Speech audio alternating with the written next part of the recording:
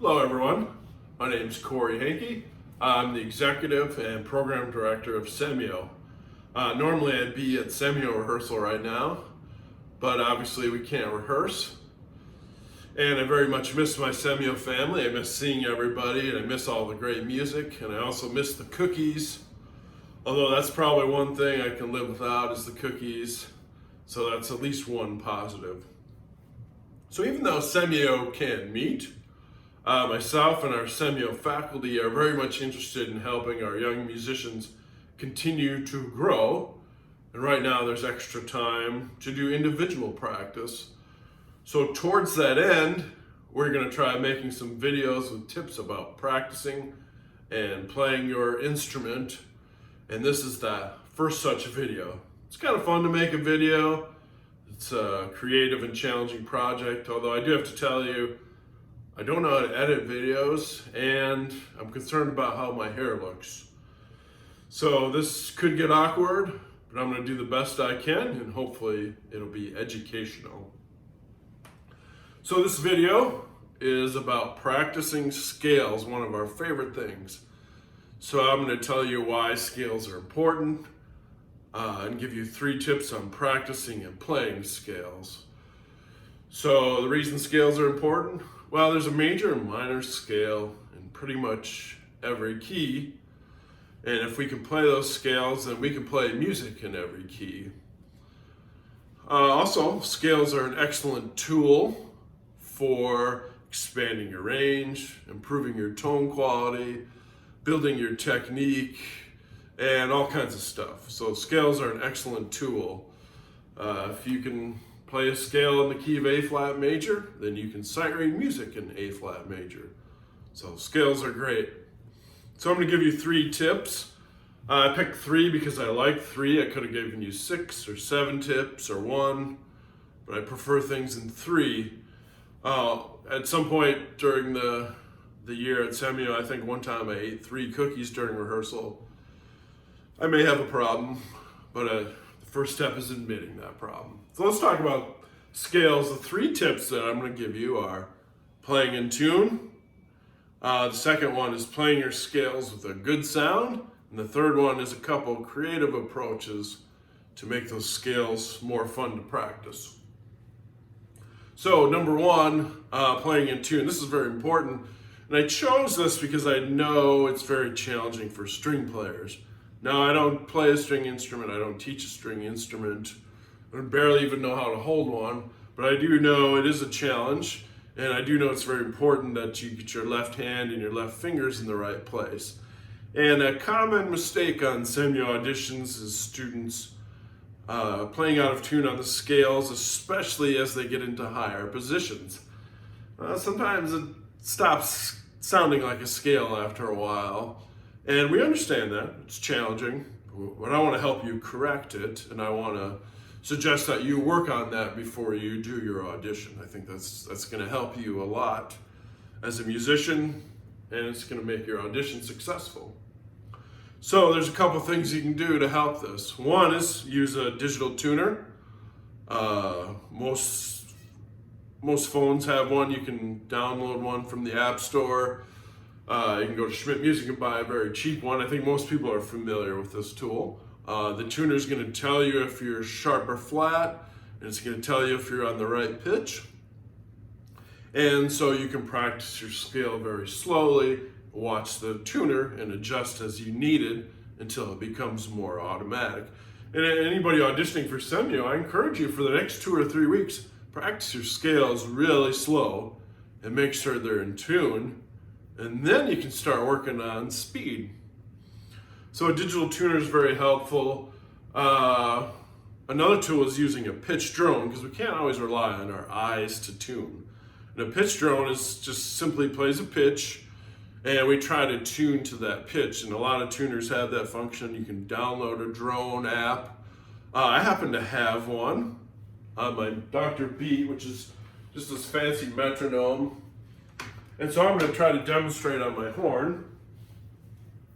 I'm going to have the tuner play a concert B flat, and I'm going to play a concert B flat scale, And my goal is to listen very closly to my pitch. Is it sharp, flat, or is it in tune? And I'm going to adjust as I go along.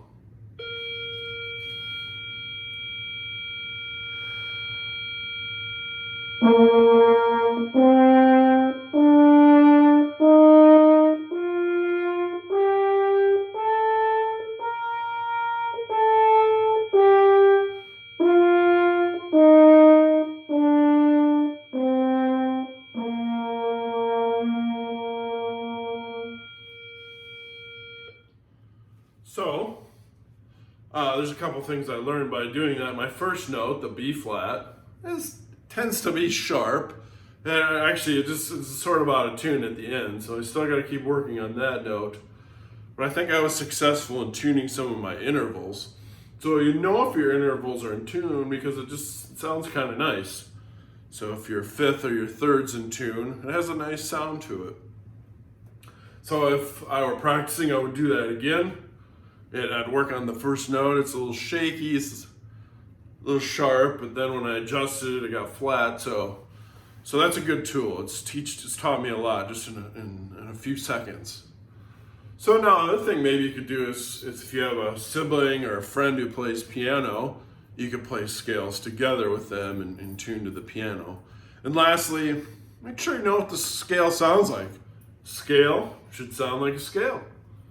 It sounds obvious, but we have to just listen carefully. So number 2, always play scales with your best sound. You don't want to just run through your scales and be like, oh, I'm done, no problem. Listen and try to produce the best sound. And for every instrument, there's different techniques to do that. Talk to your teachers about what those techniques are, but also just listen. Even if you're a young player, we all have the ability to discern and determine what sounds good or bad. We just have to listen. But I'll give you an example if you don't believe me. Some of us like chocolate chip cookies. Some of us like the cookies with the M&Ms. We all have discerning tastes. Some of us like some songs more than another. So listen to your sound and ask yourself, is that beautiful?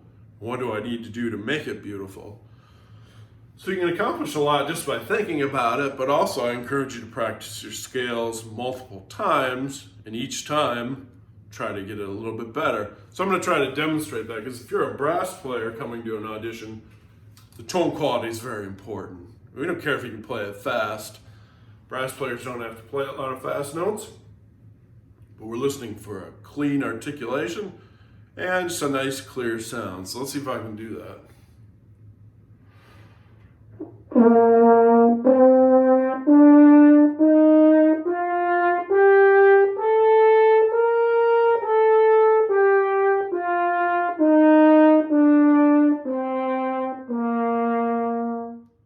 So that was okay. Maybe if I can do better, I can adjust my posture, adjust my hand position.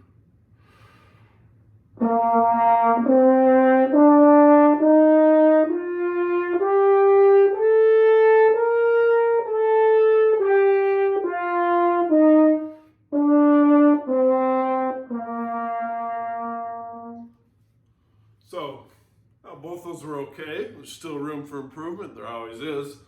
But I think that was a successful scale. So this comes to the third thing, and that's just being creative with practicing your scales. We all know scales aren't the funnest thing to practice.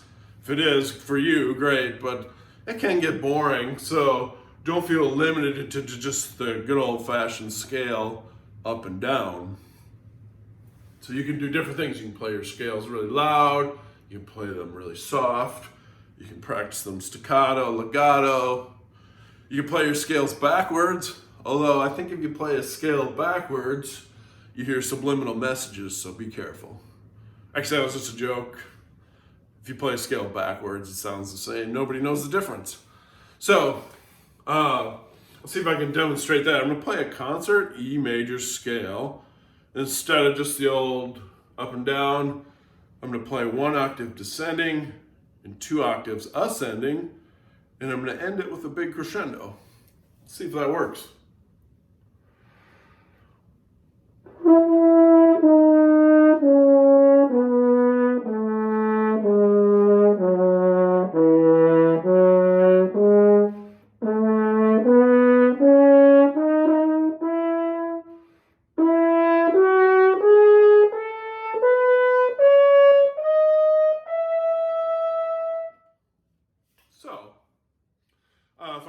practicing. I'd do that again. I don't know if the start was that great. It was okay, my third valve stuck, so I need some valve oil, and I positioned my mouthpiece a little bit funny, so I would do that again. I'd probably do it 3 or 4 times. It's kind of interesting. I would do the crescendo different. So I'm already engaged in my practicing because I'm thinking about how I can make that better.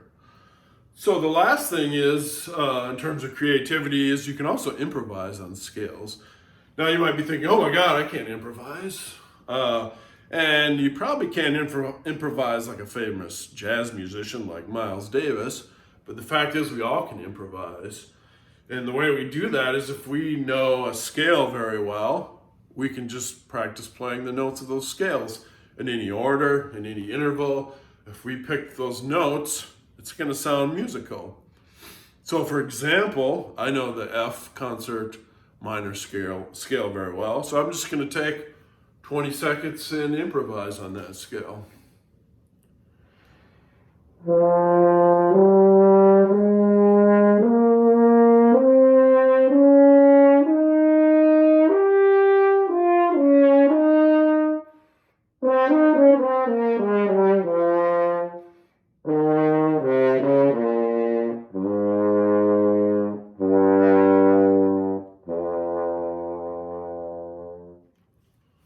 So I improvised on that scale. Did it sound good? I don't know. That's interesting though, it's fun. Sort of sounded musical, I guess. I could do it again and expand upon that and make it better. So I encourage you to try that.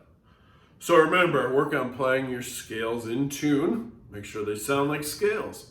Always play your scales with the best possible sound. Put your quality control cap on and accept only the best sounding notes. And 3, if you get bored practicing scales, get creative. You don't just have to play the scale up and down. You can do all kinds of different things, and you can even improvise. Anybody can do it. And that's it. I hope this has been informative. So go practice your scales right now with a good sound, and have a good afternoon.